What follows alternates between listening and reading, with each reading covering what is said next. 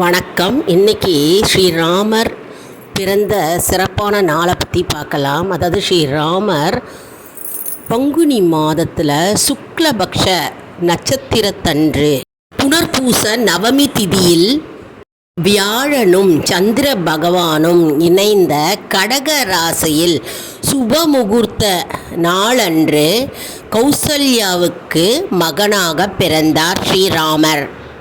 இதனால தான் மற்ற மாதத்தில் வருகின்ற நவமியை விட பங்குனி மாதத்தில் வருகின்ற நவமி மிகவும் சிறப்பு வாய்ந்த நாளாக கருதப்படுகிறது.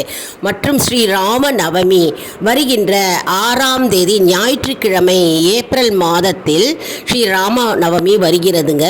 அன்றைய தினத்தில் நாம் ஸ்ரீராமனை நினைத்து ஸ்ரீராமஜெயம் ஸ்ரீராமஜெயம் ஸ்ரீராமஜெயம் என்று 108 முறை நாம் அவரை நினைத்து ஜபிக்க வேண்டும்.